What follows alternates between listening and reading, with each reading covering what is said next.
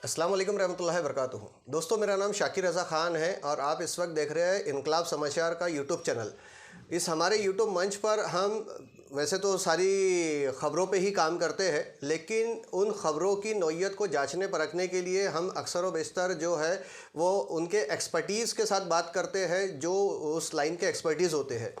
और चूँकि मुस्लिम कौम में उम्मत की भलाई के काम करने के जब भी कोई करना शुरू करे तो उसे उलमाए अहले सुन्नत वल जमात की सरपरस्ती हासिल होना ज़रूरी है। और उलमाए अहले सुन्नत वल जमात में जो इत्तेफाक और इत्तेहाद कायम है और किया जाना चाहिए, उसके लिए भी हम लोग कोशिशें कर रहे हैं लगातार। आज इसी इत्तेफाक और इत्तेहाद की कोशिश की कड़ी में हमारे स्टूडियो में कुछ आलिम दीन मौजूद है और आज हम उनसे अलग अलग टॉपिक के ऊपर में बात करेंगे कि क्या मौक़िफ़ है उनका, वो क्या हमें राय देते हैं, क्या हमें उनकी क्या डायरेक्शन की ज़रूरत है और किस किस चीज़ों में हमें उनको अब सामने ला कर के उनसे बात करके अवामुन नास के सामने दुनियावी मामलात को दीन से जोड़ के देखने की ज़रूरत है। मौजूदा वक्त की जो जनरेशन है और आने वाली जो हमारी नस्लें हैं, ये सब डिजिटल वर्ल्ड की नस्लें हैं। तो अब हमारे आलिमों के लिए भी ये ज़रूरी है कि वो अब दुनियावी बात पर भी अपने वीडियो या डिजिटल प्रेजेंटेशंस की जो जगह खाली है उस जगह को भरे, ताकि हमारी नस्लें जो है उस जगह के एतबार से जब भी कोई राय कायम करना चाहे या मशवरा दरकार हो, नहीं या किसी किस्म के नॉलेज की ज़रूरत हो, तो वो उलमा अहले सुन्नत वल जमात से भी वक्तन फ़ौक्तन हासिल कर सकती है। तो दोस्तों, आज हमारे साथ मौजूद है आली जनाब मौलाना अज़हर अली साहब। अज़हर अली साहब, आपका सबसे पहले तो हम इस्तकबाल करते हैं हमारे चैनल के ऊपर में, और हमारे देखने वाले जो भी दर्शक हैं उनके तरफ से भी हम आपका खैर मकदम करते हैं। थोड़ा सा हम आपके तारुफ़ के बारे में आपसे ही जानना चाहेंगे, क्योंकि आप अगर अपने तारुफ़ के बारे में ज़्यादा मज़ीद अच्छे से बता पाएंगे, मैं अगर बताऊँ तो उससे बेहतर है कि आप बताएं। इसकी वजह ये है कि हम इसलिए ऐसा करते हैं कि हमारी ऑडियंस के साथ एक कनेक्टिविटी जो बनती है स्पीकर की, वो उसके तारुफ़ से शुरुआत होती है। तो थोड़ा सा आपके ताल्लुक़ से बताइए। बिस्मिल्लाहिर्रहमानिर्रहीम अहमदुहु व नसल्ली अला रसूलिल करीम, अम्मा बाद। मैं फ़कीर मोहम्मद अज़हर इस्माइली जी। मैं अल्हम्दुलिल्लाह दायरे सरकार ताजुल औलिया का वासी हूँ जी। इसी नागपुर का रहने वाला हूँ जी। और फ़िलहाल फ़राइज़ इमामत व फ़राइज़ तदरीस कामटी की सरज़मीन पर सरकार अब्दुल्ला शाह शाही के साए में अंजाम दे रहा हूँ। जी। बाकी फ़कीर की कोई ऐसी ख़ास बात है नहीं जिसको बताया जाए जी। बस ये नाम की निस्बतें हैं। और नागपुर में कितने सालों से हैं आप? पैदाइश। अच्छा, पैदाइश यहीं की है आप? ख़ानदानी यहीं की है, तो आप नागपुर से ही है। ये सवाल इसलिए पूछा आपसे कि मतलब हमें जो लगता है कि 95-97% जो आलिम इमाम मुफ्तियान इकराम या उलमाए अहले सुन्नत वल जमात, इनका माइग्रेशन हुआ है उत्तर भारत से, चाहे वो बिहार हो, झारखंड हो या यूपी हो, वहाँ से। इस वजह से हमने आपसे सवाल पूछा, क्योंकि अक्सरियत में लोगों को ऐसा लगता है या ये कहा जाता है कि विदर्भ के या लोकलाइट महाराष्ट्र के लोग इल्म दीन से दूर है और वो मदरसों की पढ़ाई से दूर है, मदरसों में आना नहीं चाहते करके। ऐसा नहीं है। देखिए, हमारे यहाँ और ख़ासकर इन इलाक़ों में, महाराष्ट्र के इलाक़ों में या मध्य प्रदेश वगैरह के इलाक़ों में, जो यहाँ के लोकली उलमा नहीं पाए जाते हैं, उसकी जो वजह मेरे समझ में आई सबसे बड़ी वो ये है कि हमारे यहाँ हमारे लोग खुद जो है मेहनत और मशक्क़त नहीं करवाना चाहते। जी। ज़ाहिर सी बात है, कोई भी काम हो, छोटा से छोटा काम हो या बड़ा से बड़ा काम हो, बिना मेहनत और बिना शौक़ के नहीं होता। बिल्कुल सही है। अब यहाँ मामला ये होता है, ज़रा सी तकलीफ़ हुई, वालिदैन मदरसे से इखराज करवा देते हैं, निकलवा देते हैं। ऐसा थोड़ा ही होता है। जी। जहाँ सब्र भी करना है, सब्र करेंगे तब उसके बाद फल मिलेगा। अल्हम्दुलिल्लाह, अल्लाह ने तौफ़ीक दी, हमने अभी पिछले साल ही फ़राग़त हासिल की, माशाअल्लाह। तो ऐसा नहीं है, अगर शौक़ और मेहनत हो जी, तो पूरा नागपुर और पूरे नागपुर के जितने नौजवान हैं सब आलिम दीन बन सकते हैं। अल्हम्दुलिल्लाह, इंशाअल्लाह इंशाअल्लाह। अगर ऐसा शौक़ बेदार किया जाए तो। बिल्कुल। तो दोस्तों इसी बेदारी के सिलसिले में हमने इनकलाब समाचार के इस प्लेटफॉर्म के ऊपर ज़रूरी समझा कि अब वक्तन फ़ौक्तन हम उलमा अहले सुन्नत वल जमात से रूबरू होते रहे, आप लोगों को तक उनकी बात को, उनकी आवाज़ को पहुंचाते रहे। ये प्लेटफॉर्म ना सिर्फ सियासी बल्कि माशरी हालात पर भी काम करता है। सियासी शऊर तो पैदा करना हमारा मकसद है ही है, लेकिन माशरी और सामाजिक स्ट्रक्चर को बनाना, सोशल इंजीनियरिंग पे काम करना और हुकूकुल इबाद की जो नौइयत हमारे दरमियान से धीरे धीरे ख़त्म होती जा रही है, वो वापस से लोगों के बीच में रुझान बनाना और उसे लेके आना, ये हमारा मकसद है। तो आज की कड़ी में हम मौलाना अज़हर अली साहब से जो बात करने जा रहे हैं वो एक ऐसा टॉपिक है जिसे आज पिछले 6 महीनों में हमने बहुत बार देखा है, सुना है, बहुत बार उसके बारे में आपसे डिस्कशन तो किया है, लेकिन उस पर अमल नहीं कर पा रहे हम, और वो है इजरायली या यहूदी प्रोडक्ट्स का बायकॉट। अब आप कहेंगे कि भाई मौलाना साहब से आपको तो सिर्फ दीन की बात करनी चाहिए, तो दीन की बात करने के लिए वो ऑलरेडी मेंबर रसूल पे खड़े रह के हमें दीन समझाते हैं, दीन बताते हैं, दीन के ताल्लुक़ से हमें वो बयानात देते हैं। लेकिन जहाँ दुनियावी बात है तो वहाँ आम इंसान के साथ साथ उलमा अहले सुन्नत वल जमात की आवाज़ का भी आपके कानों तक पहुँचना बेहद ज़रूरी है।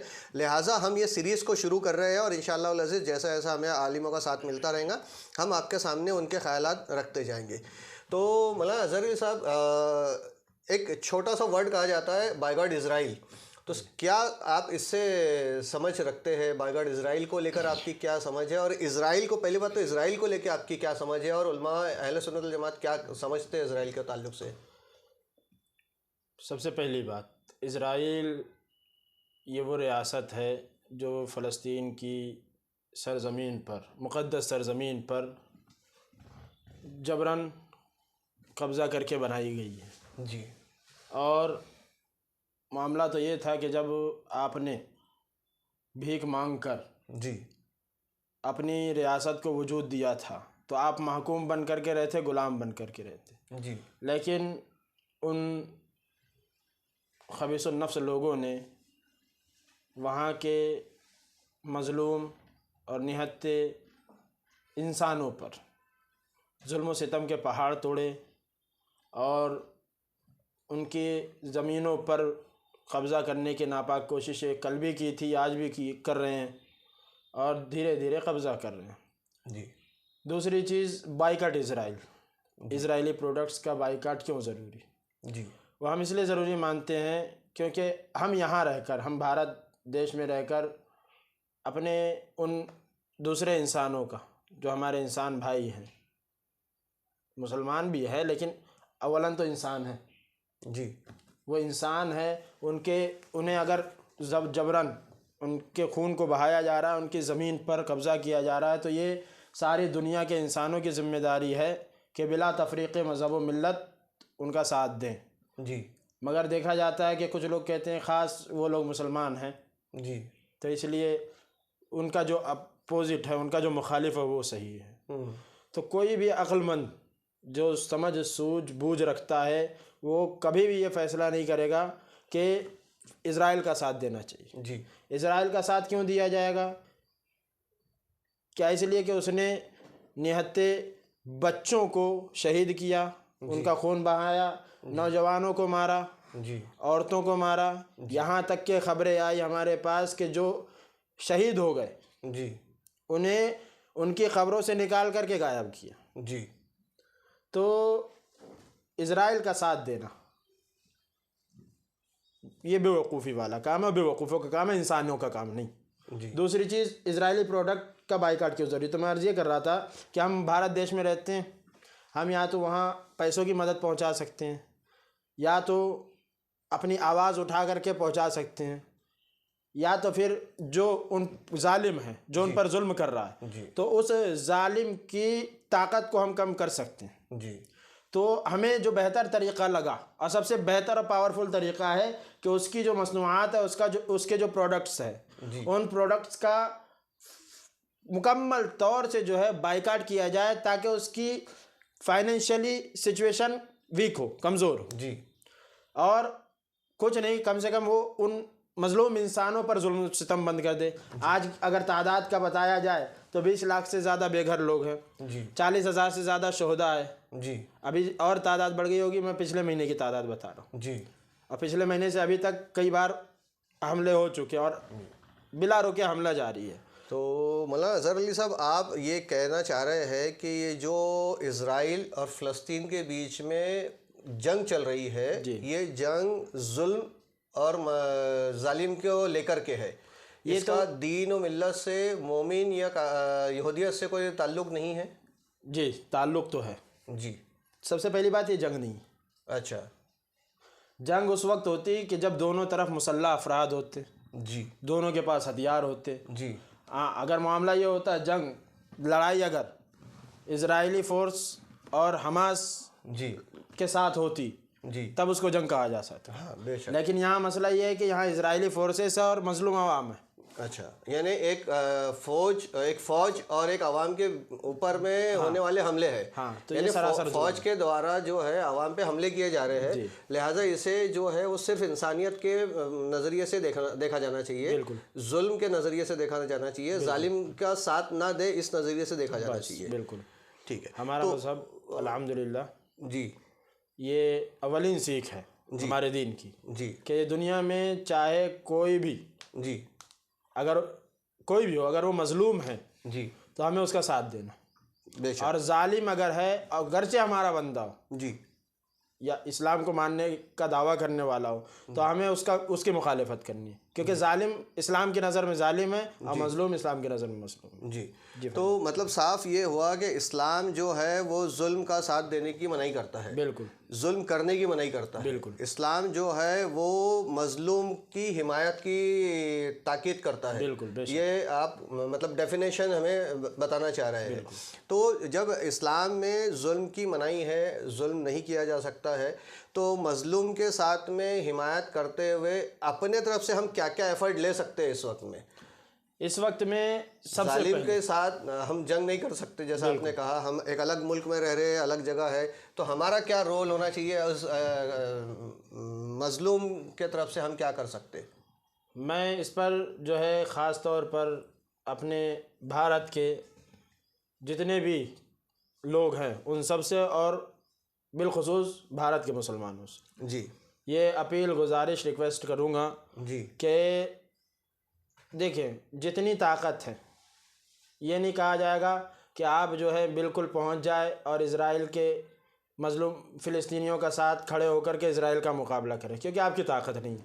लेकिन आपके पास ताकत है कि आप उसको फाइनेंशियली वीक कर सकते हैं। जी आपके पास ताकत है, आप उसके ख़िलाफ़ आवाज़ उठा सकते हैं। जी आपके पास ताकत है, आप उसके ख़िलाफ़ बोल सकते हैं, लिख सकते हैं। तो आपके पास जो क्वालिटी आप जो कर सकते हैं आप वो करें।